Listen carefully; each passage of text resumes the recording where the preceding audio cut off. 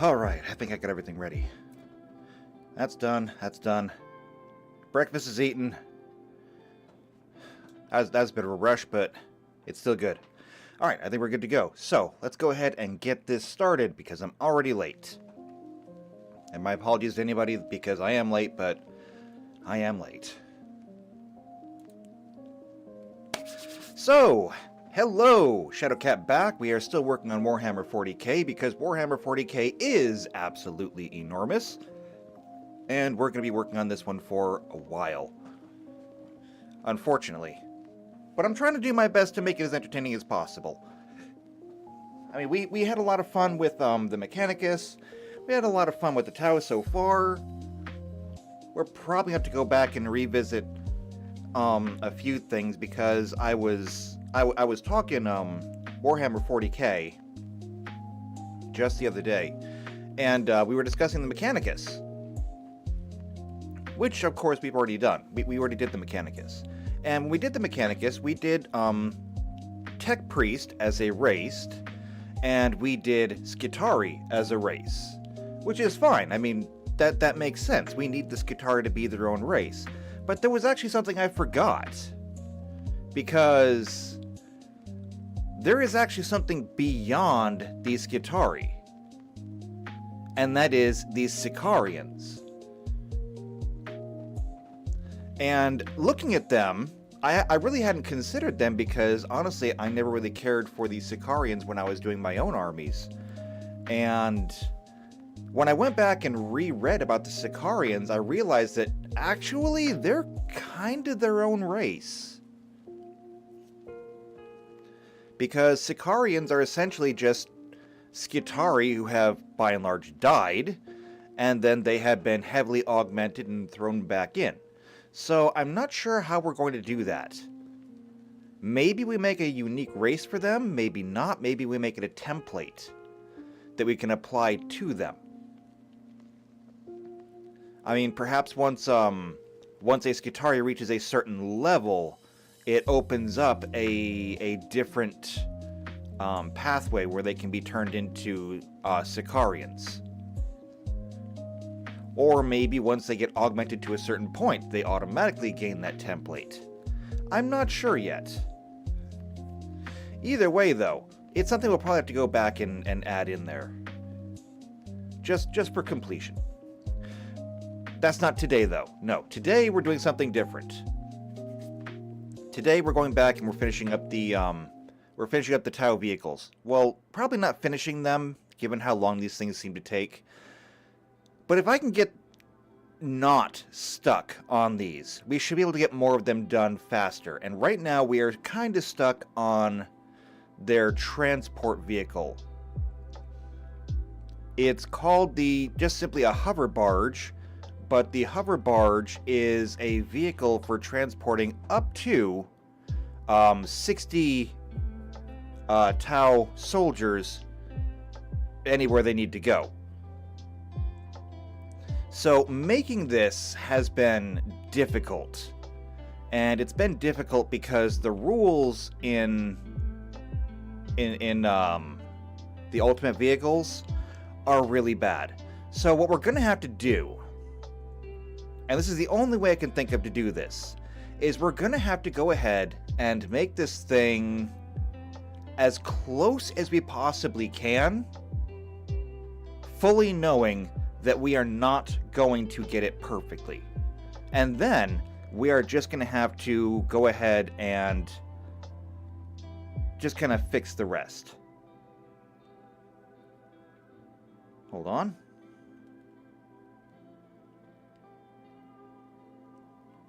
There we go. So let's go ahead and get our stuff pulled up. We're going to need our browser. We're going to need our spreadsheet. And we're picking up right where we left off last time. We've got the hover barge right here. And we didn't really get that far. What we did do is we decided that it was going to be a large wheeled vehicle that we were then going to turn into a hover vehicle. And I still think that we're going to do that. And I did investigate several different ways to go about this. Let's see, where is it? It is there. So, we're looking right now at, not medium, here we go, large wheeled vehicles. And it says here that the large wheeled vehicles typically carry 2 medium passengers. This size is mostly used for the transportation of goods and cargo.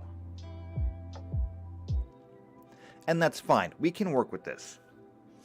Especially since I think we can actually convert cargo space into passenger space.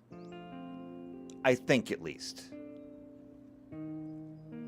So, for an example, we have this hauler thing. This is a 16-wheeled cargo container hauler. This thing, just as an example, it has 3 passengers. It's got 2 pilots plus 1 passenger, usually as a loadmaster.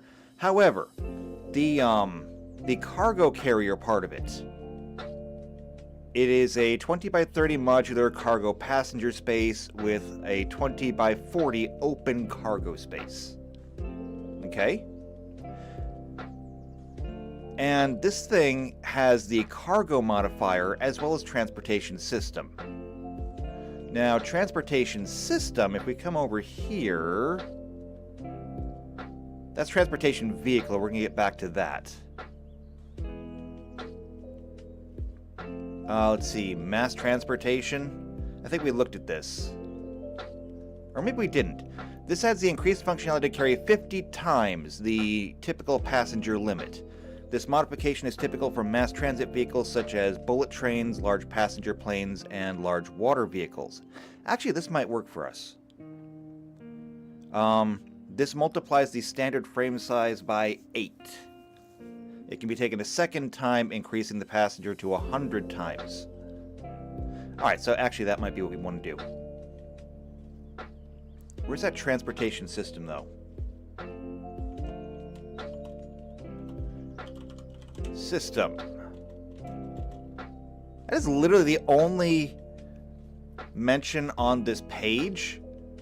Oh, that's just wrong. Okay, never mind. We're gonna go back to the mass transit.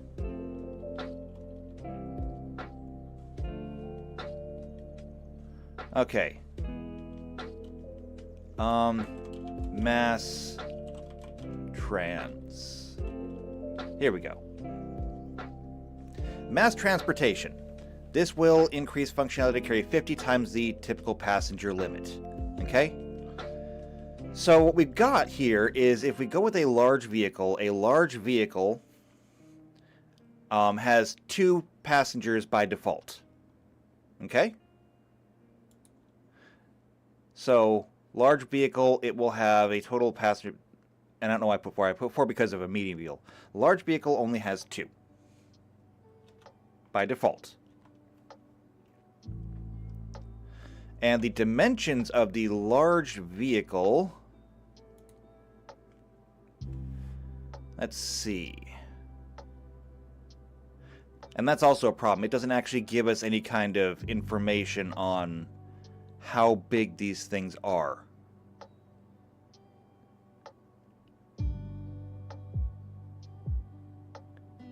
We can look at things like this this medium vehicle, though, this armored transporter. This thing is, how big is this thing? 10 feet wide by 10 feet long by 6 feet high. Okay? So there's your military transporter. If we're going to make the vehicle large, we would probably just step that up 1 space and give it a base of 15 by 15 by 15, which is what we were kind of talking about doing the last time. Because that kind of seems to make sense. Small is going to be 5, medium 10, or rather a 10-foot cube, large a 15-foot cube. So if our vehicle here starts off as a 15-foot cube, and this is a little abstract, a little esoteric, so you just have to kind of picture it in your head. If our large vehicle is starting off as a 15-foot cube, and we take the mass transportation, where was that? There it is. So that would kick it up to 100 passengers, which is way over what we need, and we can always dial that down. Okay, it also increases the standard frame size by 8. Okay, so by increasing the frame size by 8, we're going to get out our calculator, say 15 times 8, puts us up to 120. 120. Okay. That means that we can easily fit, I think, our 60 people inside. Since when we look at the hover barge, it explicitly states that it holds 60 people. It has bench seating sufficient to hold 5 individuals facing forward or back. So we know that it's going to be 25 feet across, which when we increase the size by, 8 times, we've definitely got that. 60 people divided by 5 means it's got to be 12 benches. Since every person gets a 5-foot square, that's going to be 60 feet long, which means that this thing is going to be classified as a large vehicle, but it's not going to be quite as big as the mass transit vehicle that it states in the rules. But still, we can make that work. In fact, this is actually going to work out better because now we have a little bit more flexibility on both size and capacity. Since multiplying by 50 gives us a maximum of 100, that means that we can not just have our 60 soldiers in here, but we can also get the support crew. The problem is, I don't actually know what the support crew is. And unfortunately, in here, I don't really see anything that's going... It doesn't even mention barge on this page. So we don't have a whole lot of information to go by.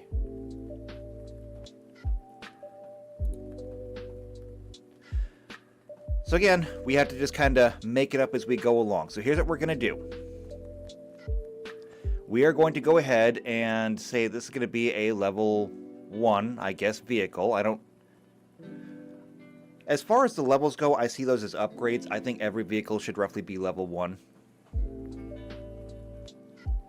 So the dimensions on this thing, we know that the cargo area has to be 25 across by 60 long. Then we have to have something on the front for our drivers to sit in. And so that can be really simple. That can just be a 5-foot area in front. So that brings us up to a minimum of 65 long. If we wanted to have any cargo space, like in the back, well, we have a lot of space to play with. So we could...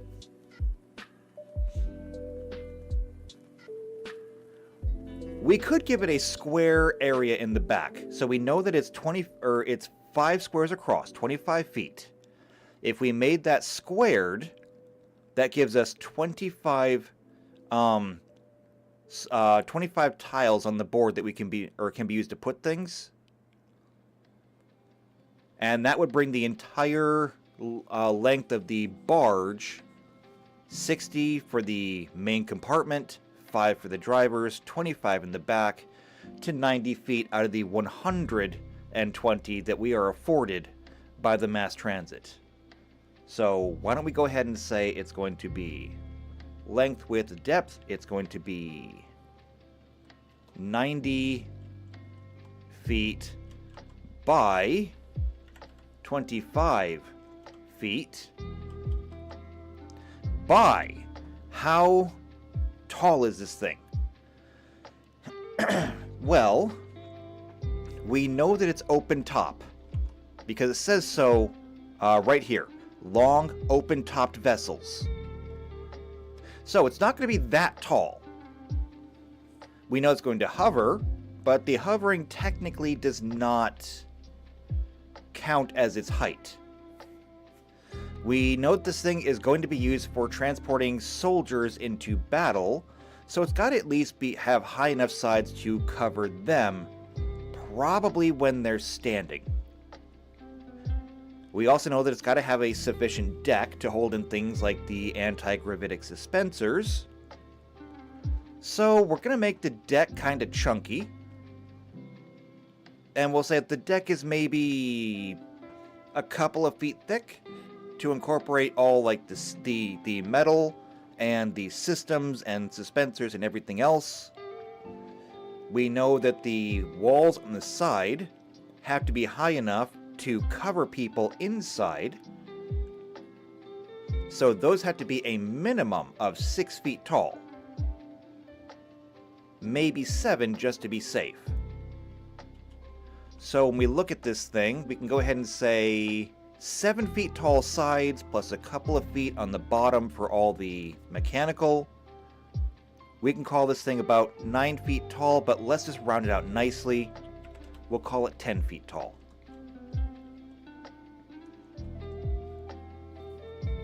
That way we have everything here divisible by 5. It makes a very nice model. Okay, now, speed. We took a large wheeled vehicle at level 1. And I think we've already got that. 30, 80, 13. Yep, we got that. Okay, energy armor class is going to be 11. Actually, both of them are 11. Cover is full.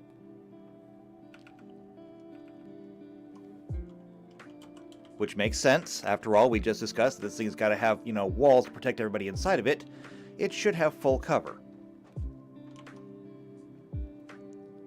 Now, HP, 13 and 3.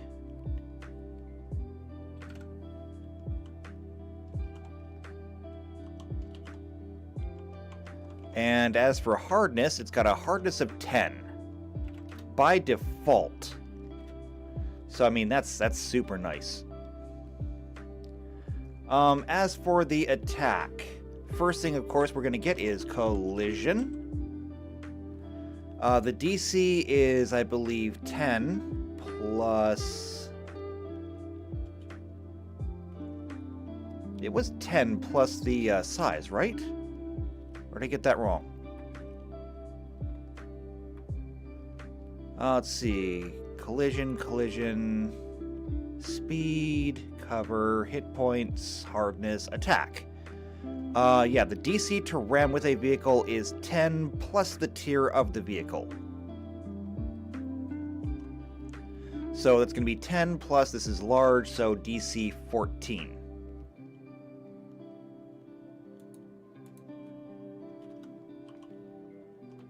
And because it is a large vehicle, if we scroll up here, a large is 4 dice, plus 1 because it gets an extra 1. It will actually do 5d6 damage.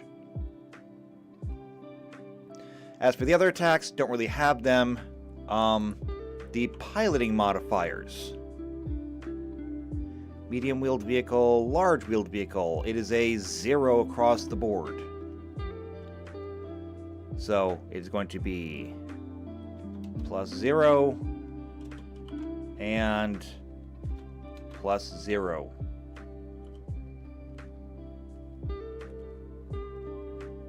No, I don't want you to correct anything. Okay, modifications. The first modification, and we get 4 of them because it is a large vehicle. We get 4. So the first modification, of course, is going to be mass transit, because we got to have that one to make this thing a proper barge. After that, it needs to hover. And where was that? Miniaturization. There we go. Hover. So it does not change the base movement speed, just changes the movement type and adds ignore difficult terrain to its abilities. The vehicle modification adds 140% to its base cost. So we're going to have mass transit. We're going to have hover.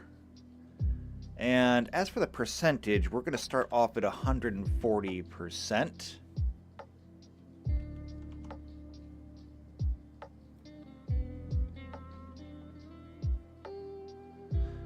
Now, given that this is being used in the battlefield, we can go ahead and add military to it as well. This comprehensive modification increases all the major functionality. We've seen this before. It increases its speed, hardness, hit points, everything. So, base speed, hardness, hit points, and armor class are all increased by 25%. So we can go ahead and add that too. So we can add military, and we technically still have one left over. So we come down here, let's look at our percentages. Hover is 140%, we've got that. Let's see, mass transportation. It increases the cost by, if I'm reading this right, 200%. So hover is 140%. If that's 140, then mass transportation might be 2,000?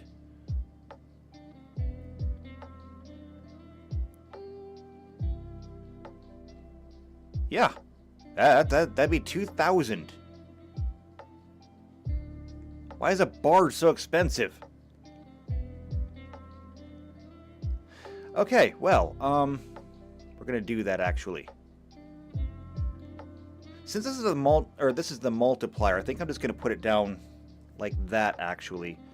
So this would be 1.4, the other one would be 20, so that'd be 21.4 multiplier.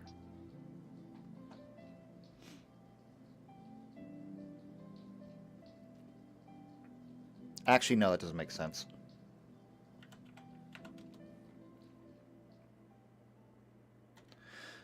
We'll keep it as the regular percentage. And military is another 4%. So that is going to be 2144. And what was our base cost? This is where it might actually save us. The base cost for this vehicle is 4,000 credits. Never mind, it is not saving us. Okay, and in terms of the actual military modifications, this is going to increase everything by 25%.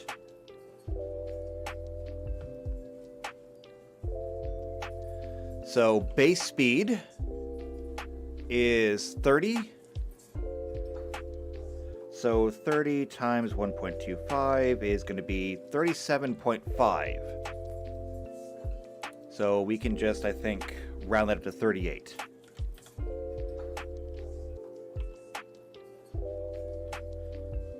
So 38 feet.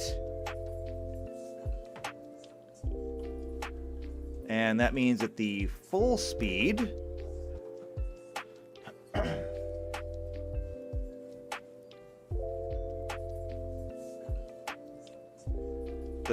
will be an even 100.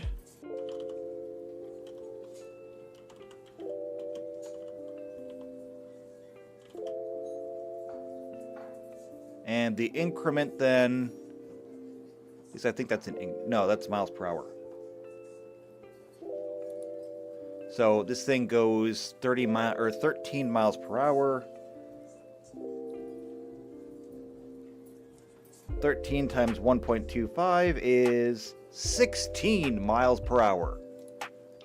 This thing is trucking.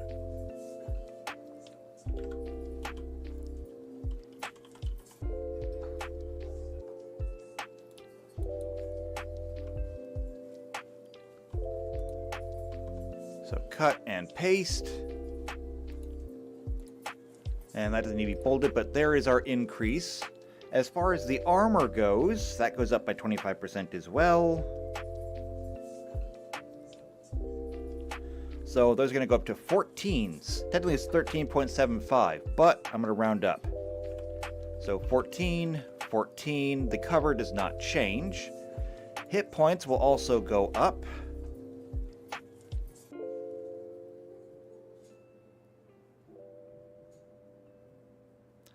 That is going to be 16.25. It's going to round down. And that's going to be 16. And since it's only broken at 1/4, it will be broken at 4 hit points. And I think that's it. Oh, hardness also goes up. That one's easy. Don't even need a calculator for that one. 25% is 2.5, so that's going to be 12.5. It'll actually round up to 13. There we go. Now, the only thing we have left is passengers. This is actually going to be 2 drivers and 60 passengers. And there we go. We got the hover barge done. We just got to figure in the price now, which is not going to be fun.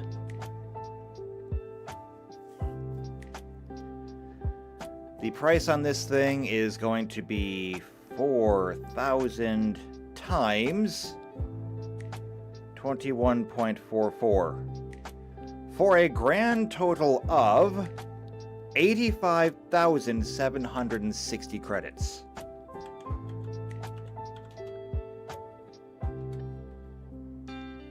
That is an expensive piece of kit. I mean, even the little Tetra is only a little less than 7,000. But the Piranha Skimmer, well, actually the Piranha Skimmer is still 31k. Not great, I guess.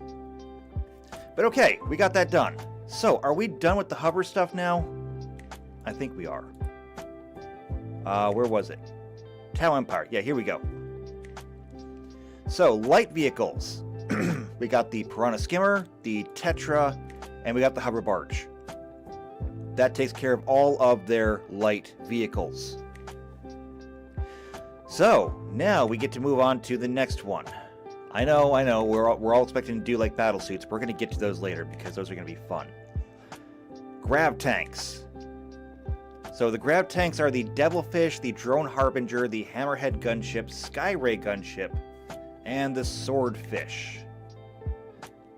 These are going to be a lot of fun, I think. So let's just start at the top. Devilfish. So the first thing we're going to do is we're going to copy this. Come down here. Devilfish.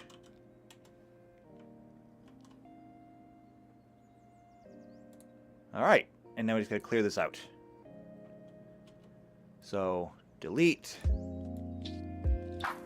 delete, and delete.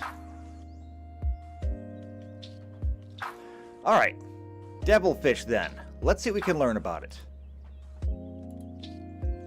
We can back up from here and come down to the Devilfish. Now, I'm sure there's a lot more information on this because this is like an actual model in the game. So, the TY-7 Devilfish is an armored personnel carrier of the Tau Empire. It is the standard transport for fire warriors as well as Pathfinder teams and serves as the chassis for the Hammerhead gunship and the Skyray missile destroyer. So, it's going to be kind of like the barge, but like really made for combat. I don't really care that much about the history, although the history is short. The workhorse of the Tau ground forces since their first encounter with the Imperium of Man. Okay. Technical information, though.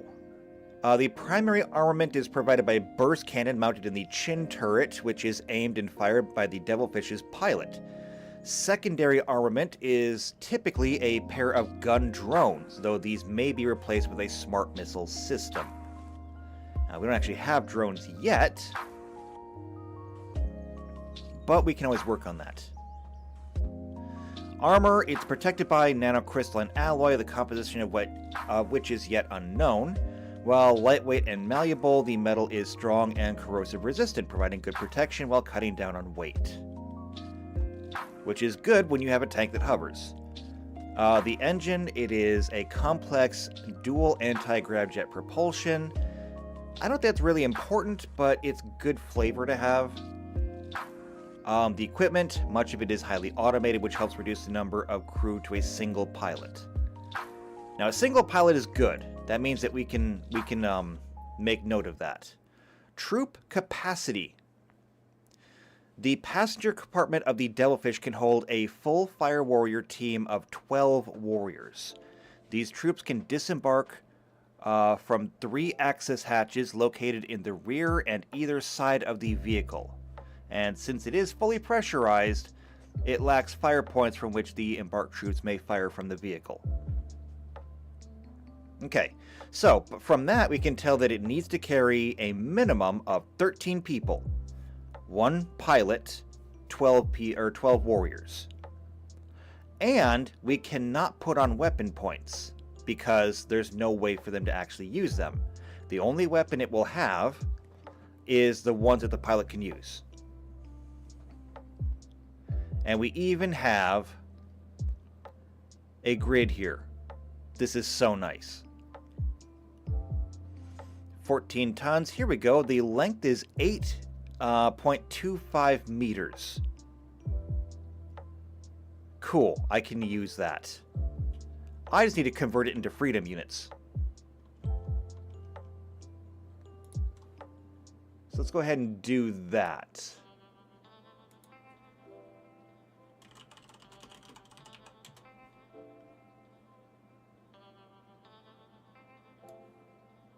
We'll bring this over here. There we go. Okay, meters to feet. So it is 8.25 meters.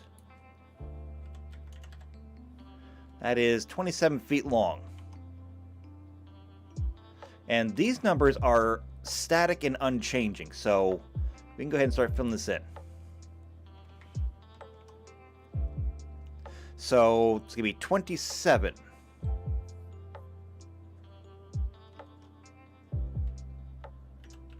"27 feet by..."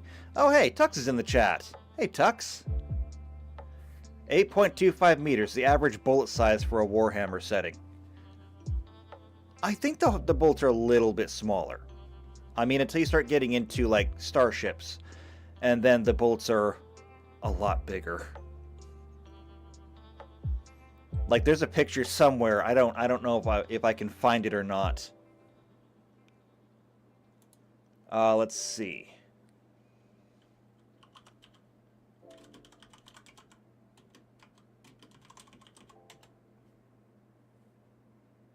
Images. Let's see if I can find it. There it is. Oh, and of course it's on Pinterest. Which means that I can't actually get that picture. I hate Pinterest so much. Oh wait, here we go.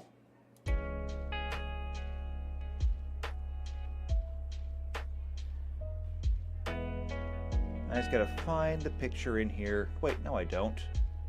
All I gotta do is open it up in a new tab. That should do it. Oh my god, it's so tiny! Can I get a better picture then?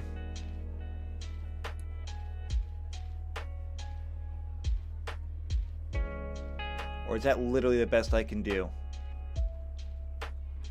That is literally the best I can do. Wow.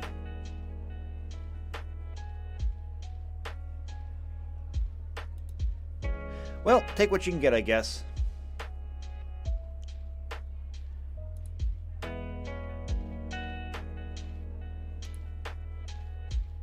So if I just pull this over here temporarily. Okay, can I actually show that off? It's a little bit too high up. So I just got to pull this screen down a little bit for a moment. There we go. So over here, of course, we can see a whole bunch of people loading a shell into one of the cannons. And I think it's a little bit bigger than 8.25 meters. By just a little bit. I mean, that's the thing about Warhammer 40k. Everything is absolutely ridiculous. And that's why we love it. Anyway, though, Devilfish. Back to this. So it is 6.8 meters wide. That's going to come out to be 22.3 feet. We'll go ahead and round that down.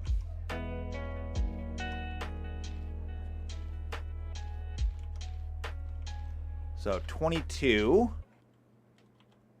across, and it is the height 3.2 meters.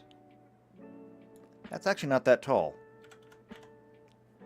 That's about 10 feet. So 10 feet. Now, here's where things are going to get interesting. So now that we've got our dimensions, we can go ahead and apply this up here and say that by the numbers we've got, this tank has to be considered huge. It has to be. That's what the numbers say. So we know that it's going to be huge, which means we either need to find something huge or we need to oversize something. We're probably going to end up oversizing something. So we know that if we add transportation, we're going to make something bigger.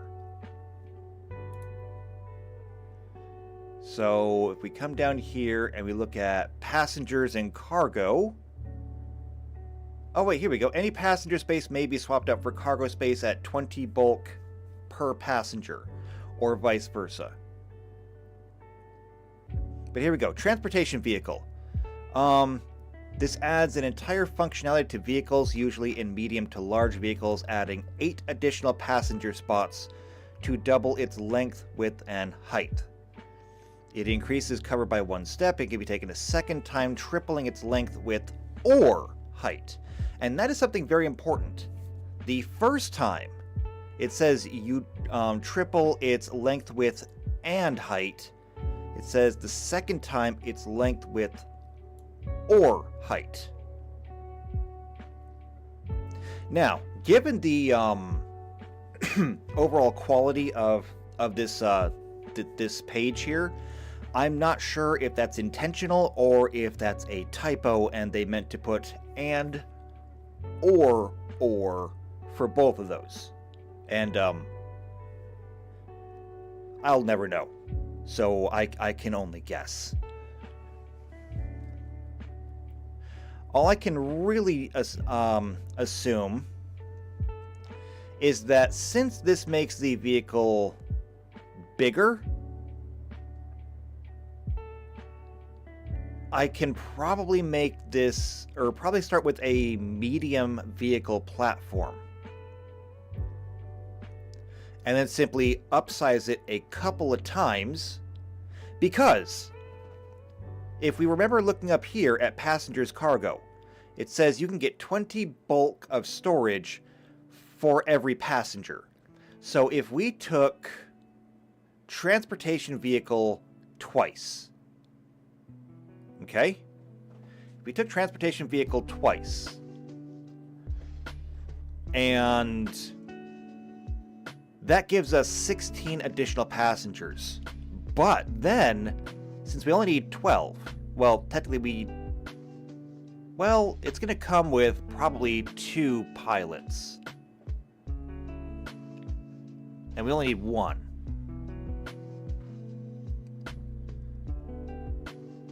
Well, no, I have flexibility on that. I can just say it only needs 1 pilot, and then we can apply that. So we're going to get 16 if we take transportation vehicle twice. Then we can nix like 6 or 7 of them, I think. Well, no, not 6 or 7. We can nix like 4 4 or 5 and turn that into cargo space, which would give us up to 100 bulk in cargo as well. So I mean that works out pretty well.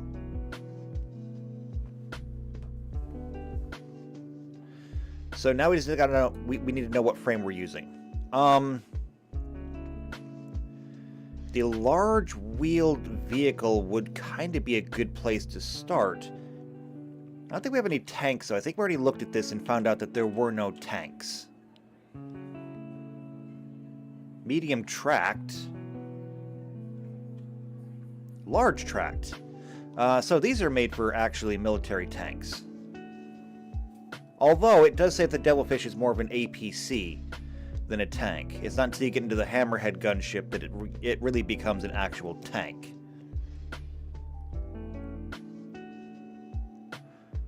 But let's see, this vehicle is 12 feet by 12 feet by 12 feet by default. Since we know that we're going to double it by adding the transportation, that would make it 24 by 24 by 24. And then if we add even more, that would make it a little bit bigger. I think this actually works out. So we'll start with a large tracked vehicle and we will work from there. Alright, so large tracked vehicle then. Large tracked. The speed of this thing is going to be 10. But of course we're going to add military to it, so this stuff is going to change. So we're just going to copy this.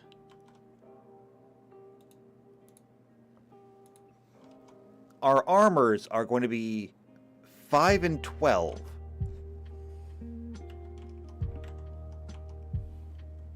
And I don't even need to look. It's going to have full cover. HP is going to be 40. And of course it gets damaged at 1/4 because it's got full cover. So 10. Hardness is 10. Because it is large. This attack is not going to change, which is good because I forgot to clear out the damage from last time.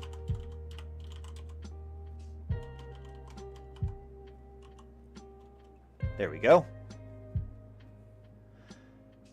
And then piloting. It's got a +3 and then a +1 at full speed.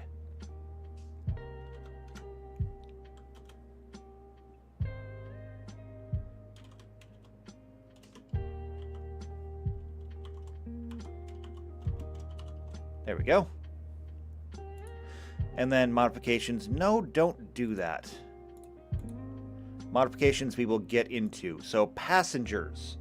This thing is going to have 1 pilot and 12 passengers.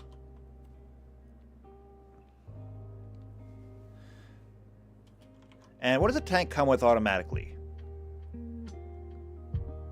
Does it come with anything automatically? It literally does not tell me how many drivers or how many people you get by default. Okay, well, sure, I guess.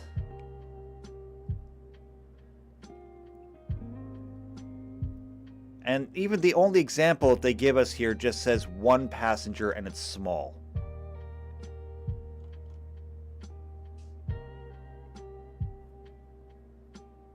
I hate this thing so much sometimes.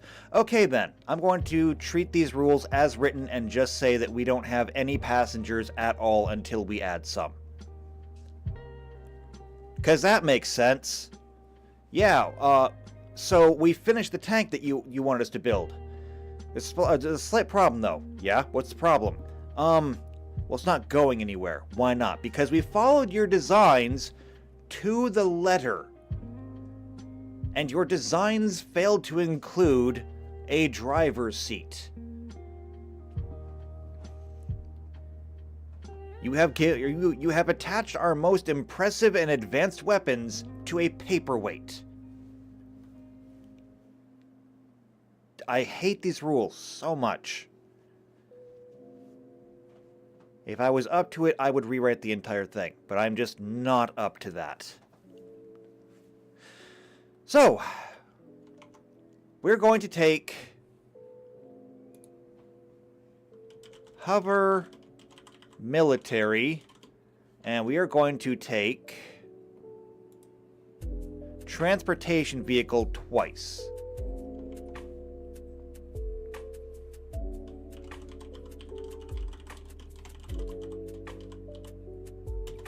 So that uses up all of our modifications.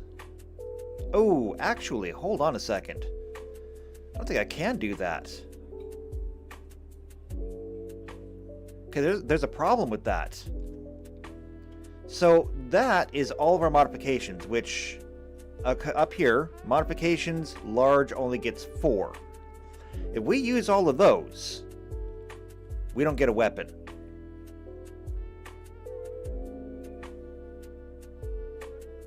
And this thing does actually need to have a weapon. And I see JP is in the chat. Hello, JP. What did you miss? You missed that we've actually finished the hover barge. It was a pain in the ass, but we did it. I'll show you real quick. So the hover barge, we used the large wheeled platform. And then in the modifications, we of course gave it hover and military, but we went with mass transit. Mass transit increases the number of people you can hold by 50 times. And it also increases the size of your vehicle, which is fine because we wanted to increase it. It increases the size of your vehicle by 8 times. So it took our vehicle that was only like 15 feet in a cube, and it made it 120 feet long, which is more than we needed. So with mass transit, it made us 120 feet long, capable of holding 100 passengers. And that gave us the wiggle room that we needed. So we cut the passengers down to 60. And actually, something I forgot to put down here. I need to add this actually.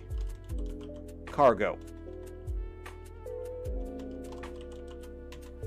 This needs to be something in here too. Let's go ahead and bold those.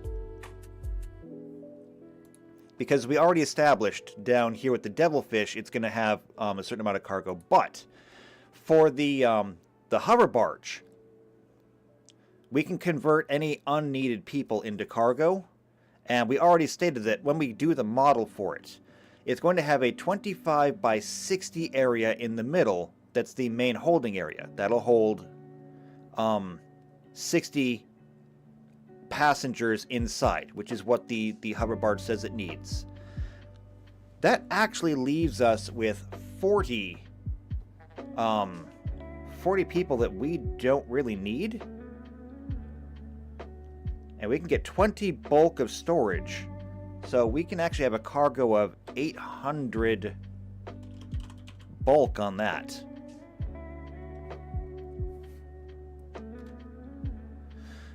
All right, and there we go. And that's our hover barge. We gave it military, so it's a little bit better. Just small improvements, but it works. And so now we're working on the devilfish. And that's going to be a large tracked vehicle. We actually have stats on this one, though, so that's helping. But right now the problem is that the devilfish is supposed to have a burst cannon.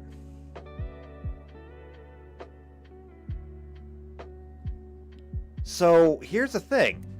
I can give it military, or I can give it a burst cannon. The question is, which do I want more? Because we're out of modification slots.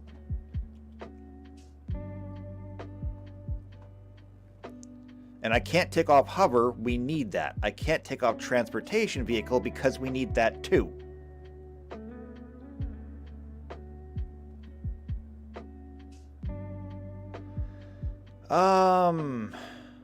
Do I take off military for this?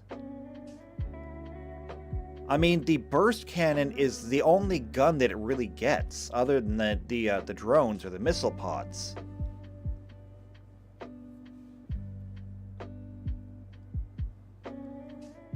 I'm not sure. You know what? For the time being, I'm going to leave it as is, okay? I'm going to leave this thing as is, and we're going to call this one good. And the reason I say that we're going to call this one good is because this is a vehicle baseline. So it's got the modifications that we need to make this an accurate representation. Now, once you get it, once your party has a hold of this thing, you can then modify it. You could strip out the military stuff if you wanted to place the gun on there that you wanted.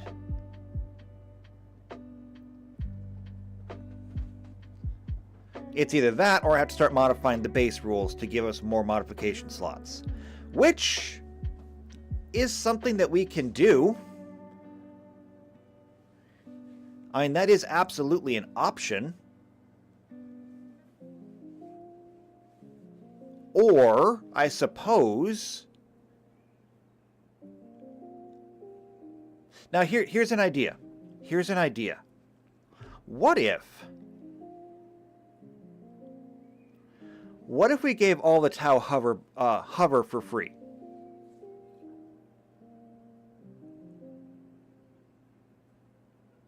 I mean, these are all hover vehicles because everything that is Tau hovers. And I believe that these are all military vehicles as well. Military, military, military, military. We could potentially give all of these Tau vehicles hover and military for free.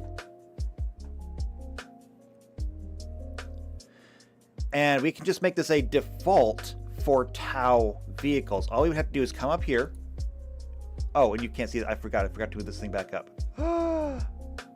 Why did nobody tell me that was still down? Okay, there we go. That's fixed now. Anyway, like I was saying, all of these have hover. All of them have military. So what if we just came up here and made a note? JP says it's going to change their movement capabilities. Not really, because they're all getting it anyway. And the only thing that hover does is it lets them ignore difficult terrain. So it's not that big a change to begin with.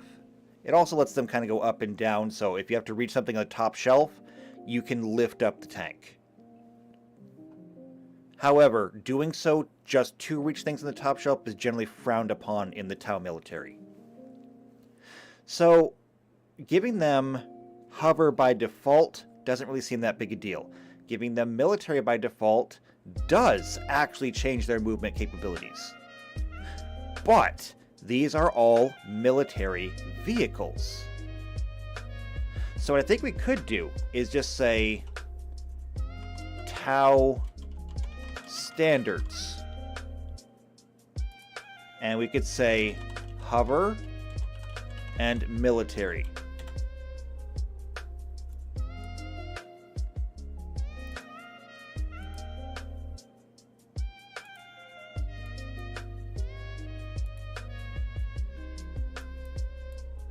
So we can go ahead and just do this.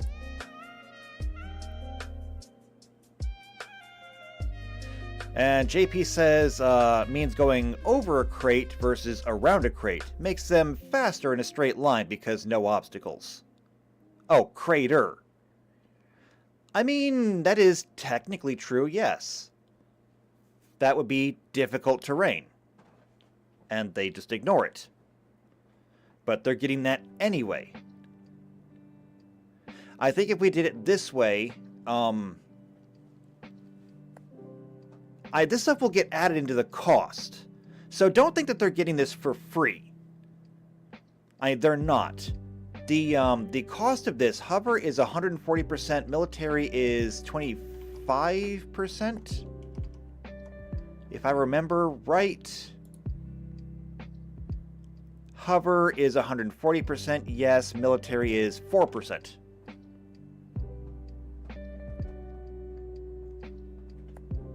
And Unicorn says, sounds like a crate idea to me. No, you get out. You get out of here with that. So this is always going to be a plus 144% on every vehicle. But it does mean that we can come back to, say, the Piranha here, and we can delete the military, we can delete the hover, and now the Piranha, which, being that it is a large bike, so it had 4 upgrades to begin with, now has 3 additional upgrades that it can get. The Tetra, again, same thing. We're going to get rid of that.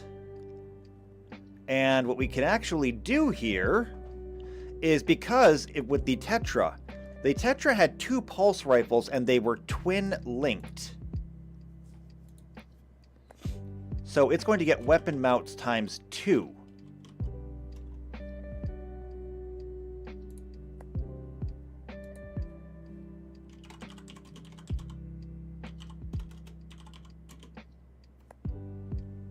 And that will be twin-linked pulse rifle now.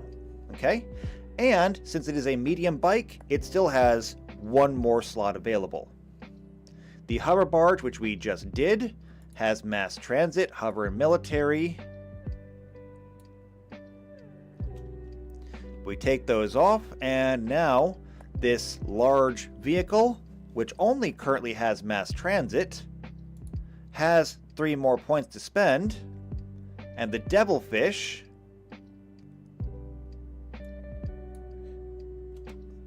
now also has 3 more points to spend. Which means, now that we've made these modifications, it is going to make our Tau vehicles just a little bit stronger. Just a little bit. I mean, that extra 25% isn't really doing a whole lot of good when it's like 25% to a 10-foot move. Woo. I mean, technically speaking, the speed per turn, it really doesn't change, honestly. I guess really haven't been thinking that through, because technically speaking, this 38 feet should get rounded down to the nearest 5. So that would be 35 feet. Or in other words, 7 squares. Oh, and speaking of squares, for everybody who was here when we did the Army Men game, I got to actually play test it yesterday because I had all children over for a birthday party. And It was a lot of fun, actually. It was a lot of fun. They did get a little bit bored with it. I did see that there were some things that needed to be changed, and even as kind of dumbed down as I tried to keep it, it was still a little bit more than the children could handle. But still, they had fun doing it.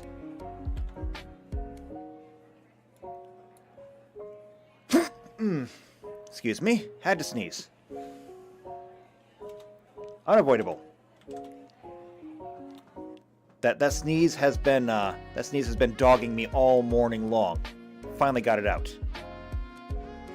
Okay, but yes, it did work. It was actually fun because the rules do need to have a little bit of a rewrite, and we did play it very slowly, just moving 1 person at a time.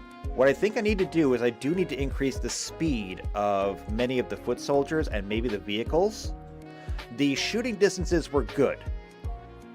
So having the guns only be able to fire 8, whereas bazookas and mortars and tanks could all shoot 17, so they could reach halfway across the map, it was good.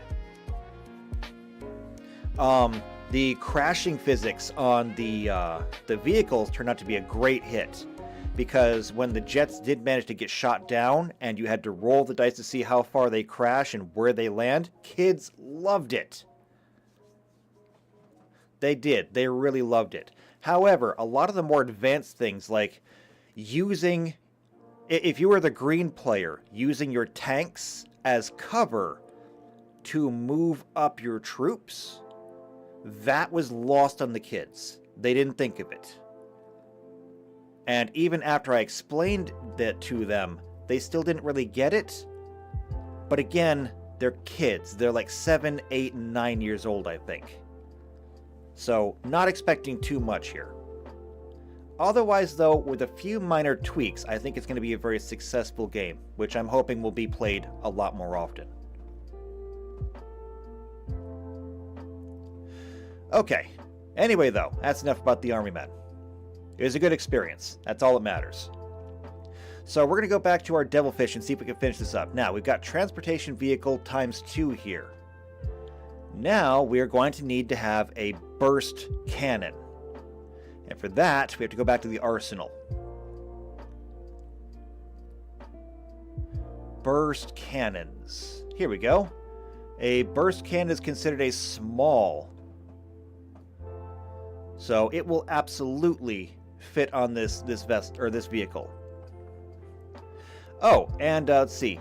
Tux says, ignore difficult terrain as a massive boost to a tank once you realize the common ways tanks are overcome.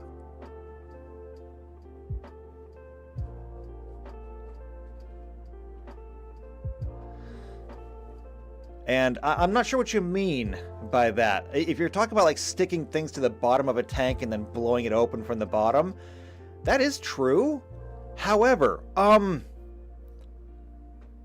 I just heard about this the other day. What was it? I want to say it was like maybe it was Mass Effect, but I don't know because I've only played the first one, and I kind of speed ran the first one.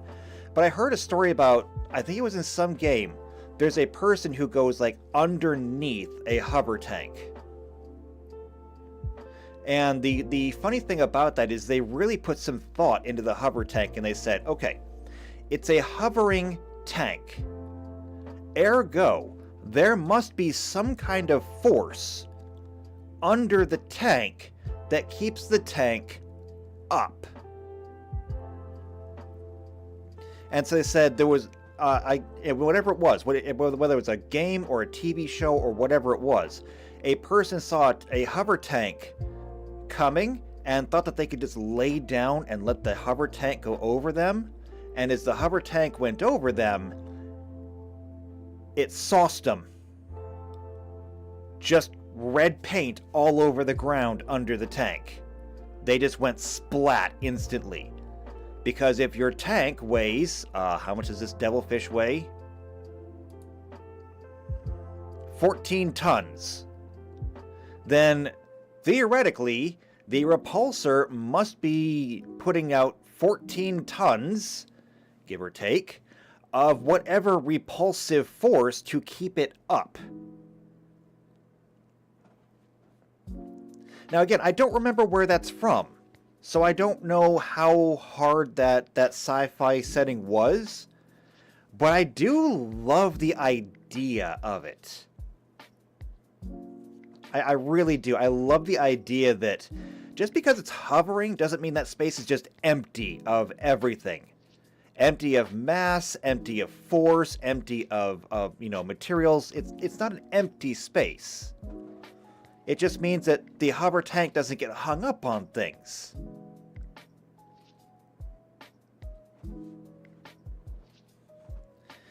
So yeah, I like that idea. Which means that if you were going to like try and hide under one of these tanks to like stick a shape charge underneath it, yeah, it's not going to work. It's just not going to work. I need to see if I can find where that came from, because that would be wonderful to incorporate.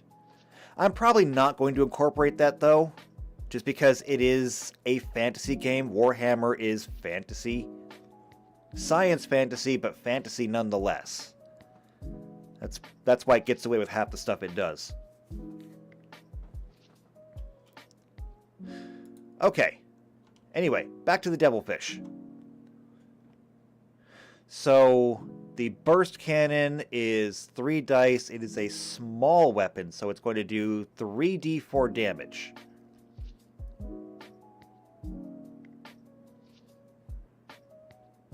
So Tau Vehicles is going to get a weapon mount small.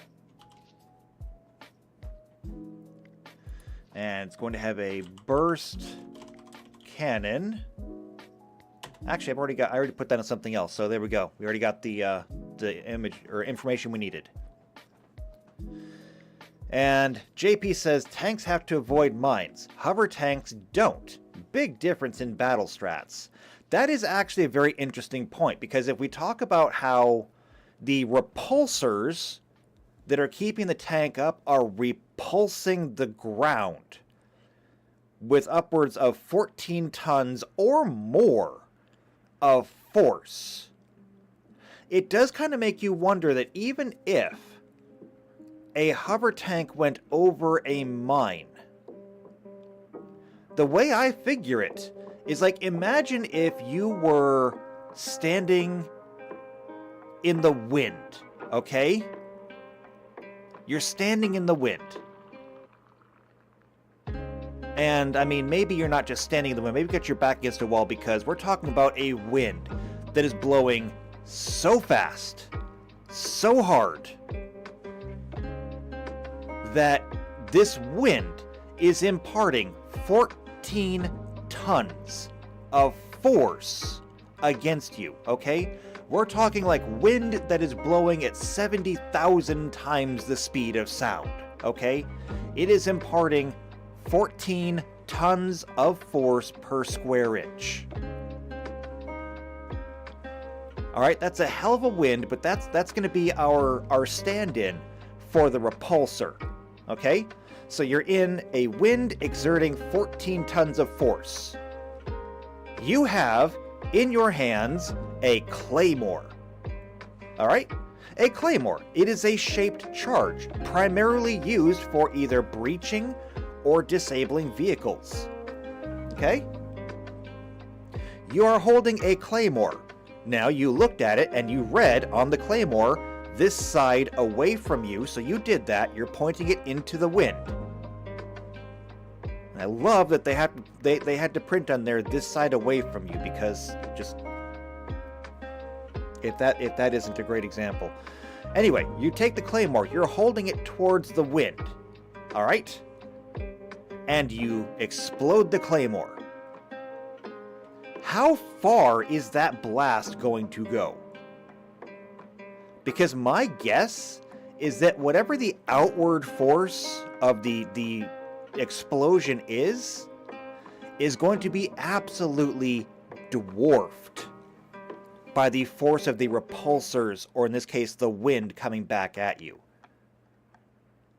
Like, all that fire is just going to go whoosh and then blow right back.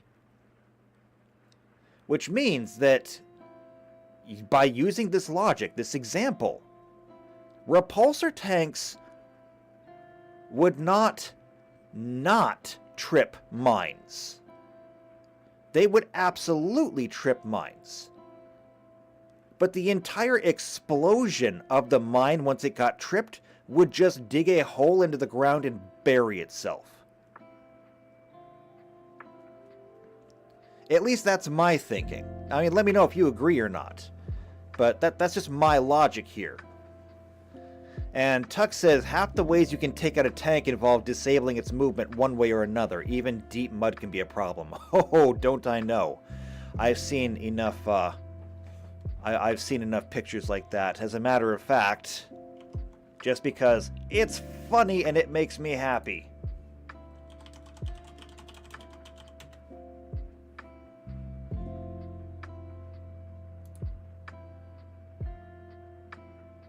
Just because it makes me happy.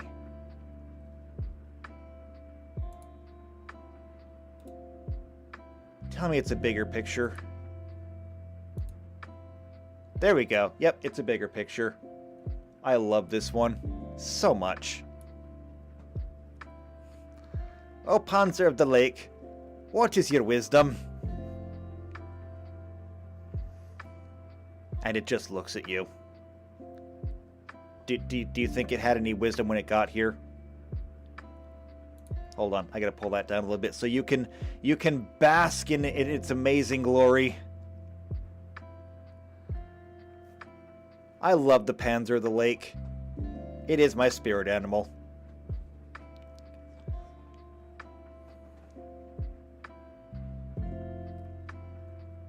Okay. We cannot revel in the Panzer of the Lake's wisdom all day, unfortunately.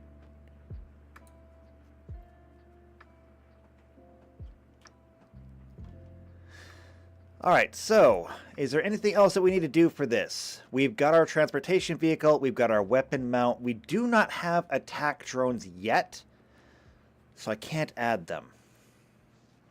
But maybe we got to get that done at some point. At any rate, I think we can call the Devilfish pretty good. So let's find out how much this thing costs. We do know that this thing, by default, starts off at 144%.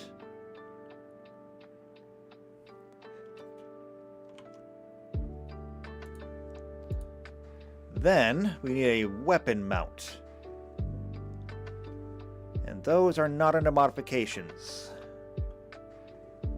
Those are down here.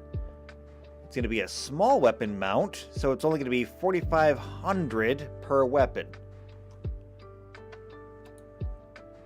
So 4,500, and how much does this vehicle cost to begin with? 4,000. It's going to be 8,500. And transportation vehicle. Wait, wrong page. Mass transportation. No, don't want that. I want transportation vehicle.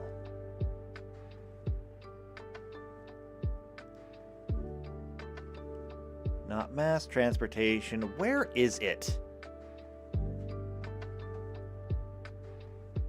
Mass transportation, passenger cargo, transportation vehicle. Okay, here we go. See, this adds functionality, adds 8 passenger spots, doubles its length with height. Saw that. Cover, okay, take it a 4th time. Each step increases the vehicle frame cost by 175% and the pilot penalties by 1.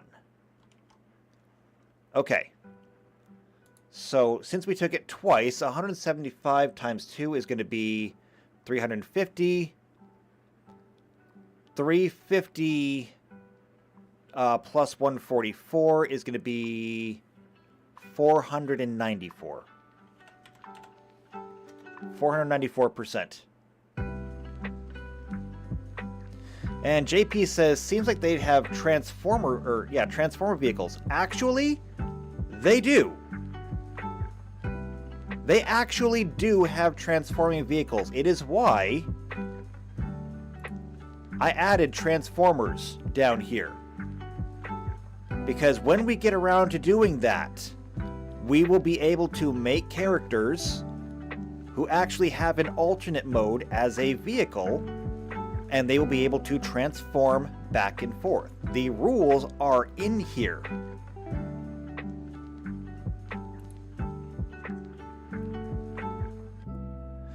Okay, so we got that done. And we still have to make modifications to these. So this actually does not need to change, because if we increase everything by 25%, 10 feet goes up to 12.5. It's going to round back down. 20 times 1.25 is 25.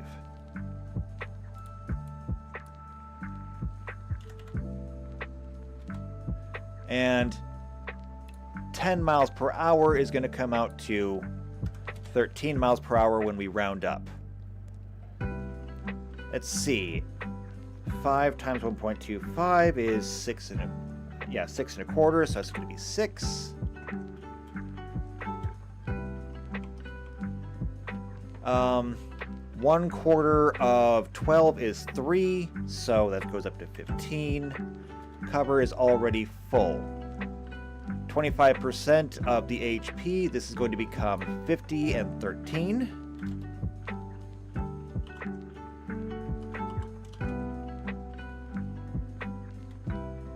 And hardness is going to go up to 13. Also, because we took mass transportation or transportation vehicle twice, that is a -1 penalty to piloting, which means we're going to go down to a +1 -1.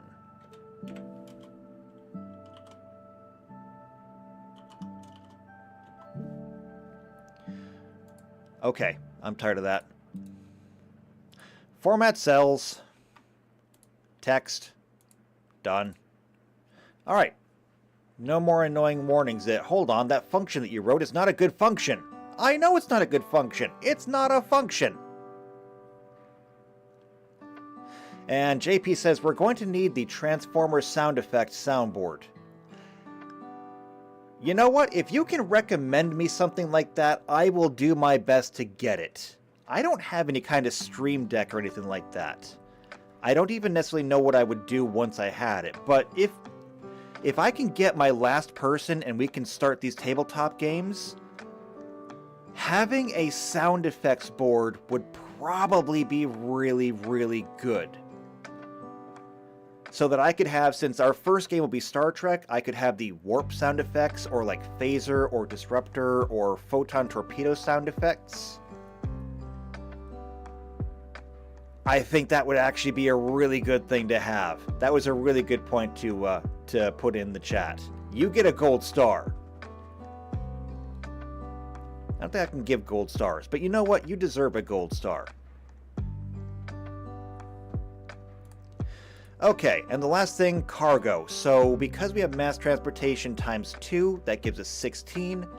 Minus 13, because 1 pilot, 12 passengers is 3. 3 times 20 is 60. We get 60, or it gets 60 bulk of cargo. And JP says have to have a door swoosh. Not all doors swoosh though. Well, I guess in Star Trek they all swoosh. But you know what? If I can get a soundboard of some kind, I will get a door swoosh. Okay? I will do it. I will get a door swoosh. I just need a soundboard then. So, okay, everyone, my birthday's coming next month. If anybody wants to get me a soundboard, there you go. Or, you know, barring that, just recommend me one. Okay. So that's our devilfish. So what's next? Next is this drone harbinger, and I don't even know what information we're going to have on this. The drone harbinger. So the drone harbinger is a variant to the Hammerhead gunship, which was armed with only twin pulse carbines. Whilst weakly armed, it actually had the advantage that its internal structure served as a factory in the production of gun drones.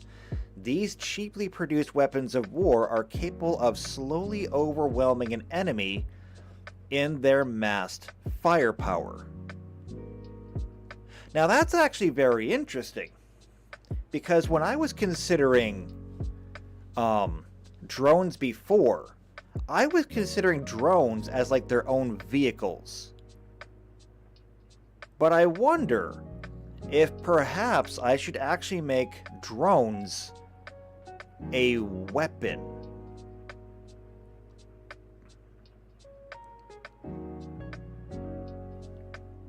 That way we can have it with, or we can have the gun have ammunition, instead of it simply being an attached vehicle. Because if we give it ammunition, and we make each drone just 1 round of ammunition, I think we might be able to integrate that as... Well, is there a way for us to, like, get more ammunition or construct ammunition? Additional passengers?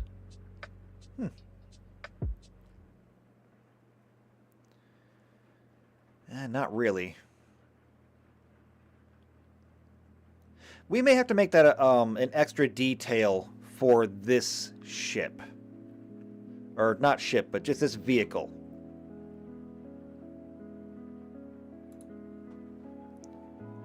Alright, so let's go ahead and copy this stuff down. So copy... It's going to be drone...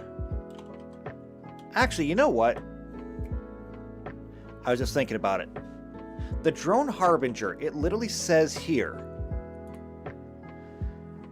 This is a variant of the Hammerhead gunship. Now, if it's a variant of the Hammerhead gunship, and we go ahead and turn gun drones into a weapon rather than their own vehicle, we don't need to make one of these. We can skip making one of these because you can make your own drone harbinger by simply taking a hammerhead, stripping out whatever weapons it had on there, and adding the drone systems of your own.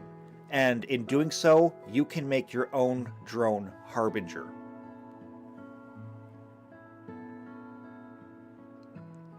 We don't need to do this.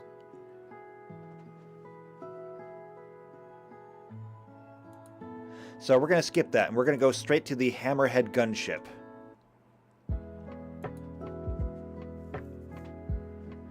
Now, it did say that the Devilfish is kind of like the baseline. Yeah, it serves as the chassis for the Hammerhead gunship and the Skyray missile destroyer. Technically speaking, if the Devilfish serves as the chassis for the Hammerhead and the Skyray gunship, do we need to do those either? The Hammerhead gunship, it's the main battle tank. It is the standard Devilfish chassis, but sacrifices the transport capacity for high-powered weapon capacitors and extra armor. So, if you wanted to make a Hammerhead gunship, take a Devilfish, remove the transportation, okay? Don't need it anymore. So that frees up 2 more slots. So you don't need that. That means that the only thing you're carrying currently on your Devilfish is the one small chin-mounted burst cannon. Then, that means that you've got 3 left. So you've already got your burst cannon there. Then you can fit it with a railgun. So that's 1 point. Second come-up is an ion cannon. You can do whatever you want with it, but that's your main cannon. Targeting and tracking sensors are located in the chin turret, including a marker light receiver. Okay, so you could replace your burst cannon with a marker light, I guess. Let's see, there's also twin-link long-barrel burst cannons, missile pods, twin-link fusion cannons. Basically, in looking at this thing, it looks like you've got your main turret, you've got your chin turret down here, and 2 on the sides. That's 4 weapons. That could be your 4 modifications if you wanted them. And we don't actually have to do anything differently, because it's going to get hover automatically. It's going to get military automatically. It does say it's got extra armor, so if you wanted to sacrifice, say, one of these missile pods on the side to add an extra armor modification, that's on you. But I don't actually think we need to make a full-on hammerhead. The same thing is true for the Skyray gunship. Again, based on the Devilfish chassis. It's got seeker missiles. They are rarely encountered in large numbers, usually a single Skyray per hunter cadre. But again, we've already got it done. I think we're done with the grav tanks, honestly. The last thing on here, of course, is the swordfish. Let's take a look at that. So the swordfish is a Tau grav tank based on the versatile Devilfish design, armed with twin-linked railguns and missile pods as well as burst cannons. It can also be equipped with landing gear to allow it to lower itself to the ground and maximize the use of cover. I don't think that in Starfinder you actually need to install landing gear manually. I think it's kind of just assumed that you can land your hovercraft. But again, this is based on the Devilfish. We don't need to reinvent the wheel here. So really, the Tau only have one tank. They're just really good at putting a whole lot of different stuff on it. That's good enough for me. Makes my job easier. So you have a Devilfish already. Make it whatever you want it to be. Alright, well, in that case, we'll move on to flyers. Because they got quite a few of them, apparently. Alright, no Devilfish then. We're going to go ahead and grab this.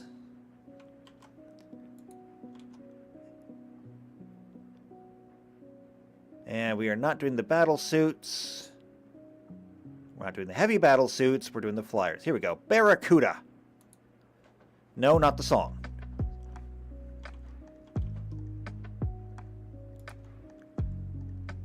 And that was the first one up, right? Yep, Barracuda.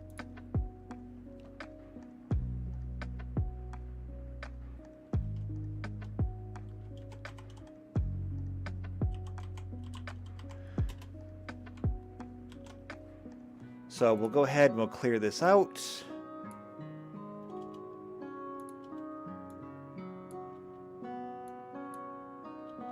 Oh, did I never actually figure out the price of the Devilfish?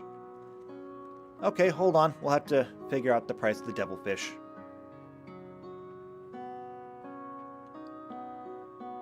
So that's going to be 8,500 credits times...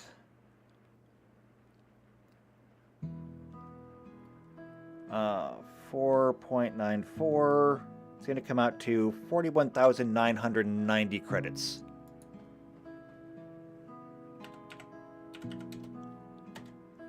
Pretty expensive. And Tuck says, what if I removed a mount to install a radio that plays Barracuda very loudly? How loudly? Because if it's loud enough, we can do sonic damage with it. I was literally just discussing at the beginning of this stream before everyone got in that when we were doing Adeptus Mechanicus, I forgot to do Sicarians. I didn't even think about it, but I forgot to do Sicarians.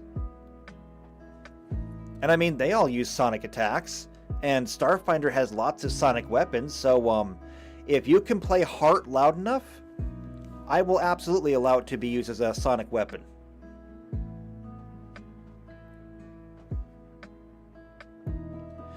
Okay, now what can we learn about the Barracuda? So the Barracuda is the air superiority fighter and the Tau's most common atmospheric craft. Let's see what we can learn. The overview. Faster than the Imperial Navy's Marauder bomber, but lacking the top speed of the Thunderbolt or Lightning fighter, it makes up for its shortcomings with sophisticated electronics and the pilot's natural talents. In a dogfight, Thunderbolts and Barracudas are very closely matched, with the Thunderbolt having the edge in speed, but the Barracuda having it in maneuverability. Despite this, the Imperium's pilots often have a hard edge of combat experience in which the Tau's aircast pilots find difficult match. Interesting. Let's see. The Barracuda is armed with a nose-mounted, pilot-aimed ion cannon. This is the vehicle's primary weapon used in dogfights, backed up by 2 drone-controlled burst cannons in the wings. For ground attacks, it is primarily armed with wing-mounted missile pods. When used in ground attack roles, the Barracuda can carry an additional RN of up to 4 Seeker missiles. These are not controlled by the pilot, but by marker light operator on the ground. Oh, so paint the target, bring the rain. All Barracudas are equipped with escape pods. In the event that the aircraft sustains serious damage, the pilot can eject. Some versions of Barracuda might include black sun filters for night fighting sensors, disruption pods, and decoy launchers for additional protection. These are Tau war gear that we have not done yet because I thought it'd be better to get the vehicles done first. Then we've got stuff about the Taurus campaign. Here we go. Specifications. Alright, this is going to be the first flying thing that we've done. So, it is an aircraft. It is 14.1 meters long. What is that? That is 46 feet. So dimensions, 46 feet long by, and the width, they don't even give me one. But you know what? I'm looking at it. You're looking at it. If you fill in this empty space over here on either side of the nose, I'm thinking that thing looks pretty square. So if it's 46 feet long, I'm going to go ahead and say it's going to be 46 feet wide as well. And at 3.25 millimeters, I think it's a little bit taller than that. I'm just saying, I feel like it's probably taller than that. I'm gonna say 3.25 meters, which I think we already did. It's about 10 feet. It's about 11 feet. Okay. So now that we've got that, 46 long by 46 wide, that is huge. Which is, I mean, it is an aircraft. However, the thing about aircraft, and the one thing that I always find really just kind of amazing about aircraft is you look at something like a jet fighter. And you got one pilot in the cockpit of a jet, and then you have like all of this jet behind them with like one dedicated goal. To get this person into the air, keep them in the air, and then blow stuff up in the air. So it's like one person, you know, one pilot. And what's a military pilot weigh? Like 180 pounds? So you got this one pilot and then 18 tons of jet to get them into the air to do their job. So when we look at this thing, it's like, it's got 2 pilots on it, I think. Because it did say, wrong one, this one. It did say that the primary weapon is used by the pilot. Or no, wait, hold on. The Seeker missiles, these are controlled not by the pilot, but by marker light operators on the ground. So there's literally only one person on board this thing.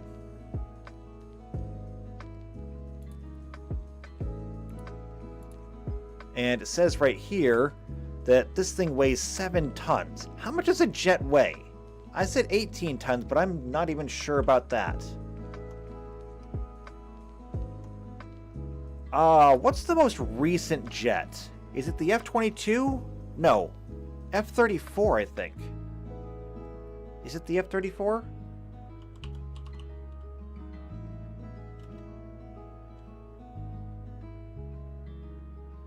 F-35. Yeah, it's the F-35 Lightning something. How much does an F-35 weigh?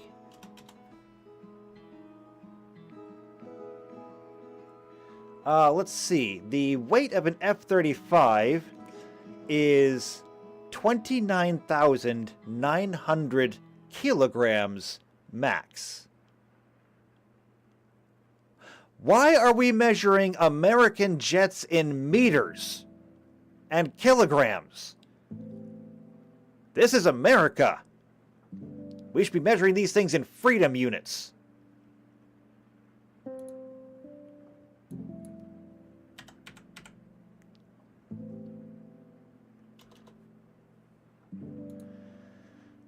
Okay. Mass. Where's kilogram? There's kilogram. 2 US tons.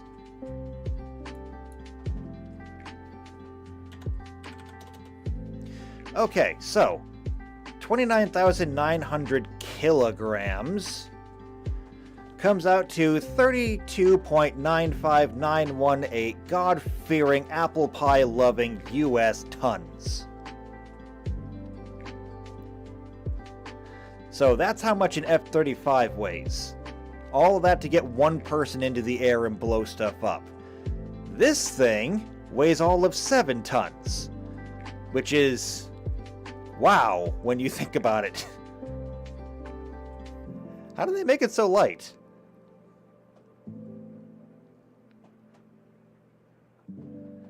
Tuck says, I think the Europeans had problems with freedom units, so they took away the freedom to appease them.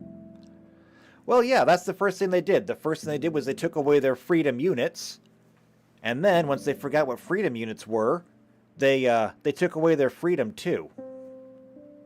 Kind of the source of all their problems, isn't it? Okay, well, the weight doesn't really matter, but everything does kind of check out, so it's going to be one pilot. So now we have to find a vehicle that is going to that's going to actually suit this. And given that it is a large vehicle, I think,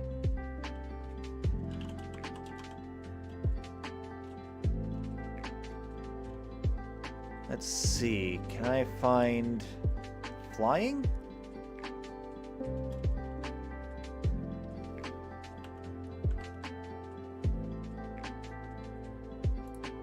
Let's see. Types of vehicles. Bikes, cars, submersibles, trucks, walkers.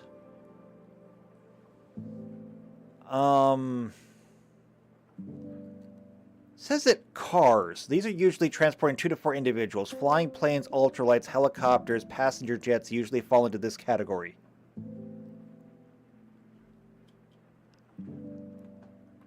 Alright, I guess I'm just kind of on my own here. Here we go. Medium flying vehicle. Now, here's where things are going to get a little bit interesting. So, a medium flying vehicle. These vehicles are usually 30 feet wide, 12 feet long, and 8 feet tall. Wings, rotors, blades, everything. And our vehicle is 46 by 46. So, a little bit bigger than this medium flying vehicle. What about a large flying vehicle, though? A large flying vehicle are usually large fighter craft. Passenger and cargo planes hold 12 medium passengers, or the equivalent of 240 bulk. Typically 40 feet wide, 50 feet long, 12 feet tall. Due to the flying speed these planes cannot slow down to more than half of their full speed without a hover modification. Otherwise, presumably, they stall.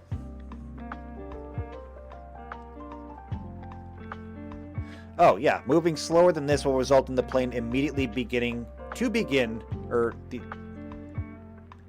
Moving slower than this will result in the plane immediately begin crashing. It's not me, right? Some of these sentences are just written wrong. Is it me? It's not me, is it?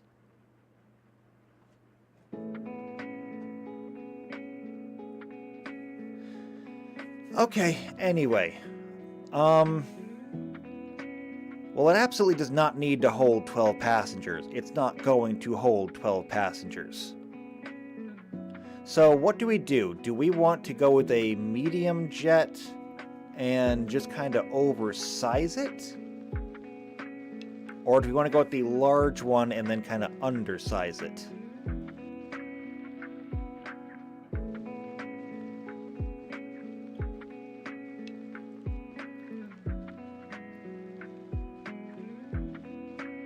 I'm thinking that we're probably going to go with, well, if we look at the armament on this thing, nose-mounted ion cannons, wing-mounted missile pods, and dual drone-controlled burst cannons.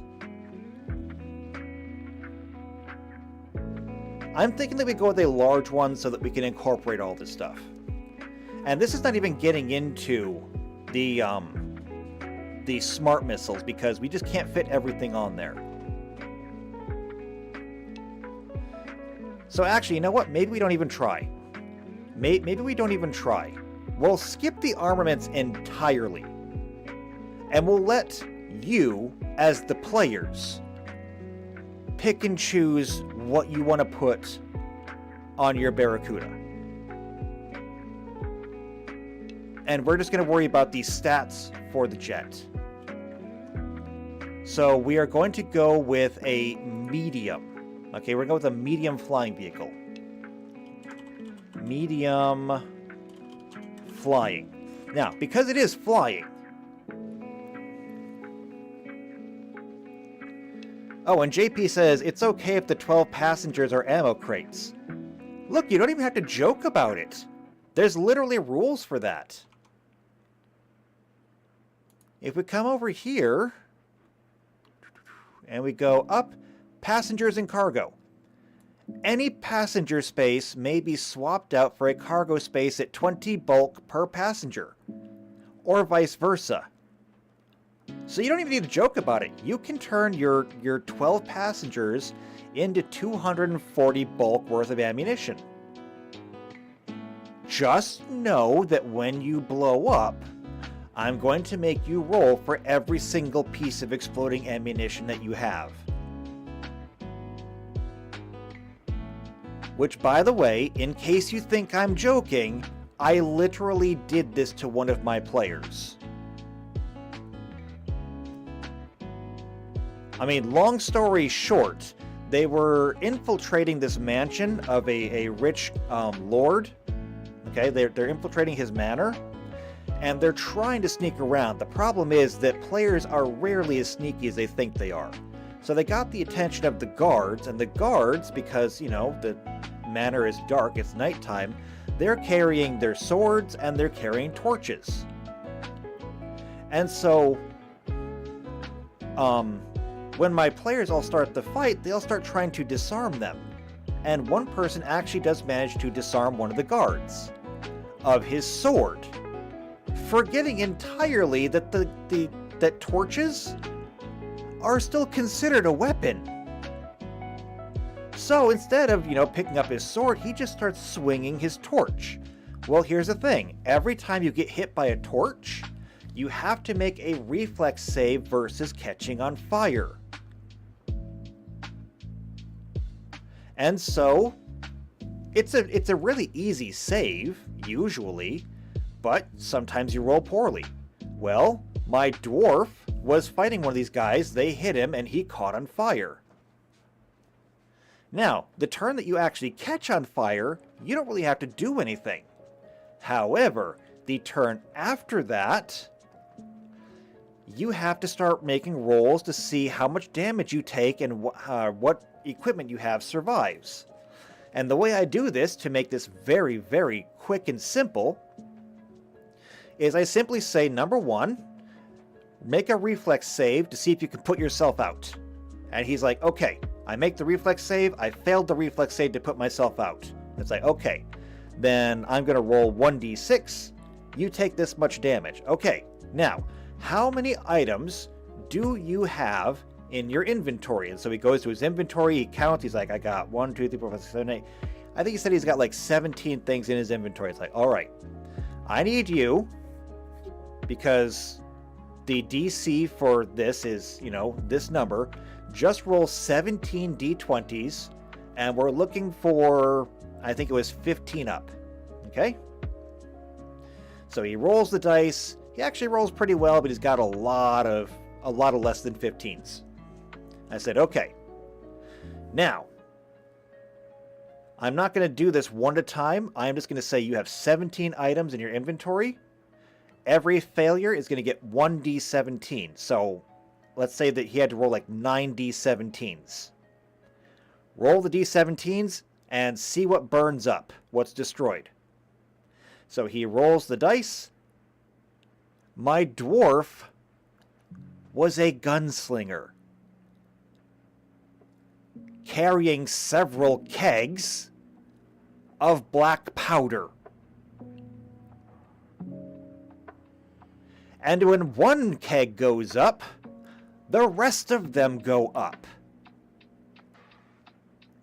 I actually had to sit down and calculate the explosive force and distance of several kegs of black powder exploding at once.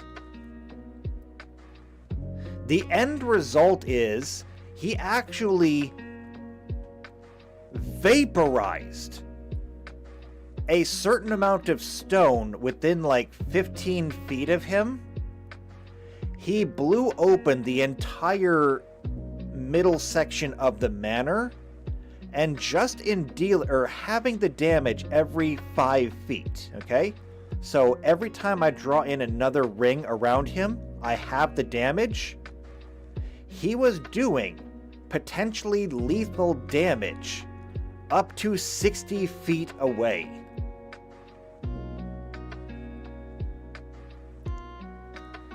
It was an absolutely brilliant end for his character. It also did end the fight. Every single guard was dead. So, great job there. Yes, JP, dwarf go boom. Dwarf went boom in the most colossal way possible. So, when you tell me that it's okay if you replace your 12 passengers with ammo crates, yes, you can. Just know that if you put enough ammo crates on your jet, if you happen to crash, I will literally calculate the mushroom cloud. I just want you to be aware of that before you do it. It actually did grind the entire game to a stop while I'm sitting there and I'm just furiously scribbling numbers like, okay, this explodes with this much force and there's this many of them and this goes here and now I have this many points of damage. How much does this do? What is the hardness of stone? How many hit points does stone have? We're going to do this much. This much stone is vaporized at this range. And then I started drawing in the circles and just started assigning numbers by distance. And it's like, okay, now where is everybody? How much damage do you take? Does anybody get a saving throw for this? Does anybody have cover? It was the end of the game for that night, but it ended brilliantly. And somewhere or another, I had pictures of it, but I don't have them anymore. It was amazing. All right, so anyway, working on the Barracuda. I'm going to leave it, I think, as a medium flying vehicle, even though the dimensions on it say otherwise. And I think I'm going to do that just because most of it is either empty space or wing. Again, when we look at the picture of this thing, we'll look at the model of it.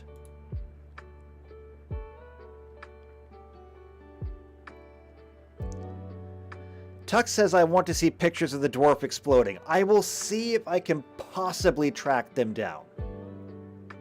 I may have to do some digging. I may have to call in some favors, but I will see if I can find the pictures. Okay, anyway though, looking at the Barracuda, I'm inclined to let it remain a medium vehicle because the only actual, vehicle is this corridor right here, plus these two great big engines. The rest of it is just wing. And so if this is 46 across, because again, I think it's pretty square. If we took off the wings, I think this would easily only be about maybe 20 feet across. Which would still put in the category of large, but I think I'm going to keep it as a medium just because even so, this is probably all engine back here too. So I'm inclined to leave it as a medium. And you know what? It's my game. I can leave it medium if I want to. I don't have to explain myself. Oh, also, JP says, I'll create that character as the Dwarf of Boom.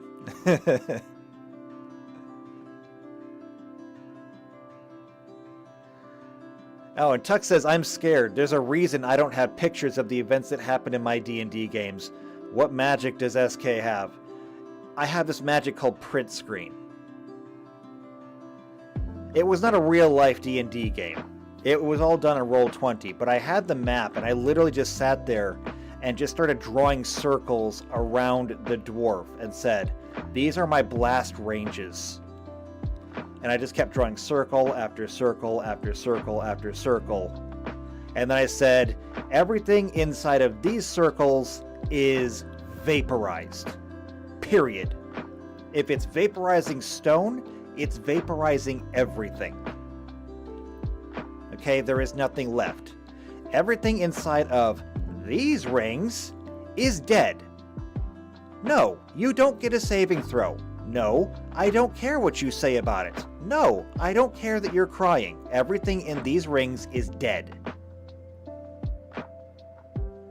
Everything outside of these, however, you need to make a reflex save.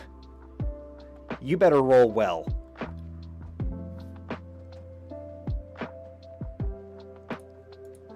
Okay.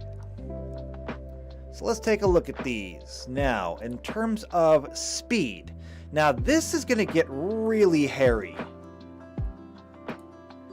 Because it says down here the top speed of this thing is 2,100 kilometers per hour.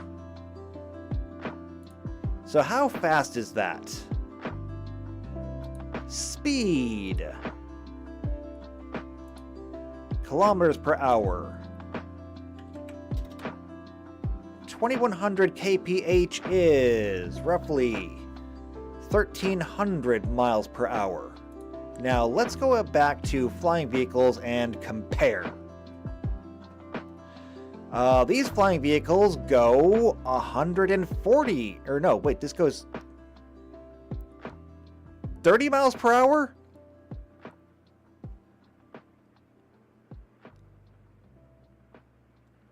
Okay, sample vehicles in ultralight at level 1.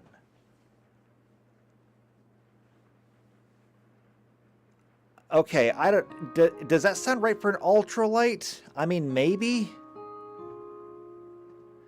What does it go up to? At level 20, 450 miles per hour for a level 20 plane. Yes, JP, I make players cry. Alright, so it says up here a level 12 sample vehicle would be a military armored gunship.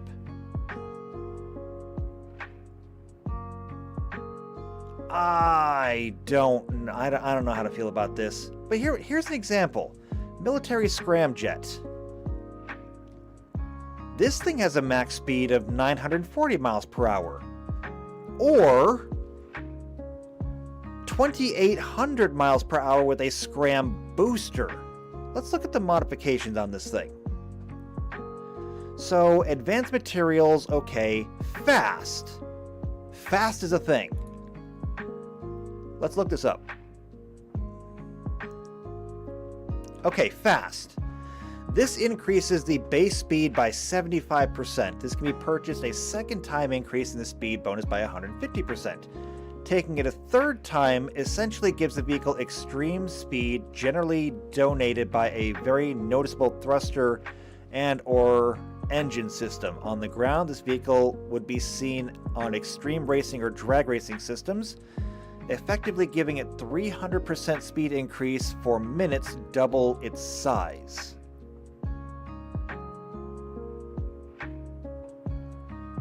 Let's see, on flying vehicles, this would have a different direction, giving it both the 300% increase and or giving it the trans-atmospheric capability, which allows it to launch as per its normal format.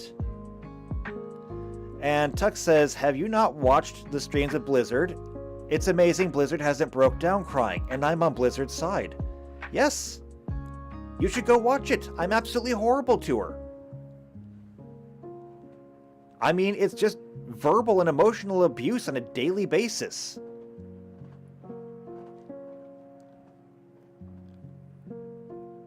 It's only not physical abuse because I can't reach.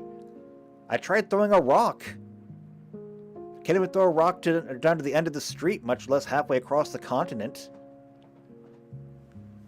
But if I could, like if I had a trebuchet that could reach that far, or maybe a rock ballista, or something to that effect, totally be doing it. Okay. So here's the thing. We could make the Barracuda fast, but that would take away from our modifications, and we really need those modifications. So unfortunately, we're not going to be able to do that. We're going to have to just kind of make this thing work. But maybe we can make this work. I got it. We can make this work. Here's the thing. It's not a matter of numbers. We're going to make this work with a matter of flavor. Okay? Every Tau vehicle is going to have hover and military automatically. Okay? Which means that since it has hover, these ships will basically have VTOL capability. Now, it doesn't actually say that. Let's look at VTOL, actually. This gives a flying vehicle or similar vehicle the ability to fly with no need for takeoff distance. This can be done with jets, hover systems, or rotors. These do not provide flight capability, just VTOL capability. Oh, JP says, at least he resurrects her only when I feel like it. You have no idea how deep the abuse goes. Sometimes it's just like, oh, you died. Ha ha. Seriously, it's just constant abuse that way. It's a constant flow of tears. I haven't had to buy drinks in years. I just bottle that stuff.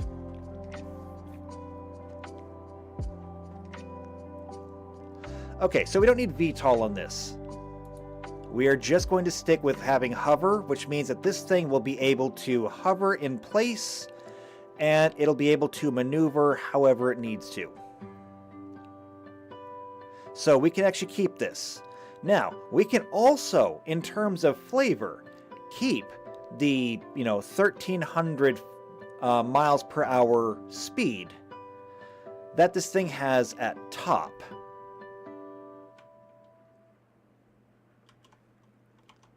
But we're going to go ahead and use this first.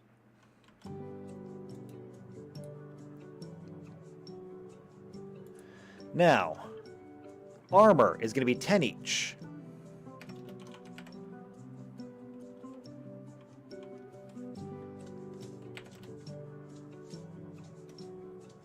And the cover on this thing is absolutely none. However, that'll probably change.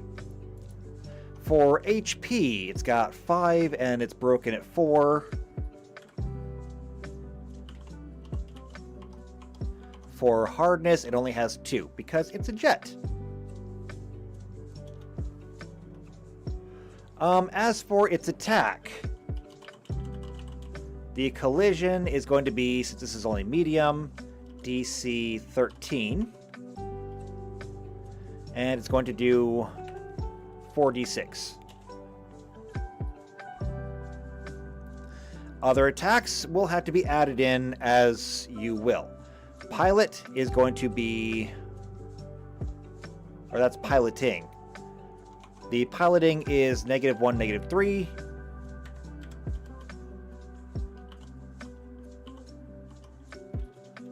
-1, -3. Oh my god, I thought we handled this already. This is all text formatted. Okay, modifications we can get to later. Passengers, just 1 pilot. And cargo we can get into later. But, since we look at this, a medium-winged vehicle holds 4 passengers. So, if we're only using 1, we can actually carry 3 times 20, 60 bulk of cargo. So, if you wanted to carry a whole bunch of ammunition, there you go. And so, I think that pretty much does it. Now, as far as the cost of this thing goes, that's going to be 3,000. And we have to make our modifications here for the military. So for the military, that's 25% added to a lot of stuff. 25% of 60 is 15, so that's going to be 75 feet. Full is 140, so what's 25% of 140? It's going to be 175.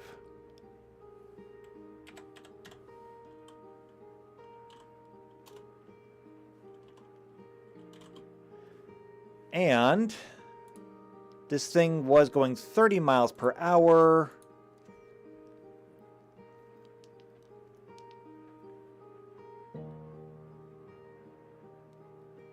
$30 miles per hour is going to become 37.5.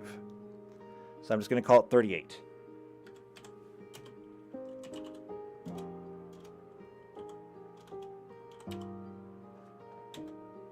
Okay. These are going to be super simple. These are going to be 13, 13. Cover is going to go up to half. HP... 5 times 1.25 is 6.25.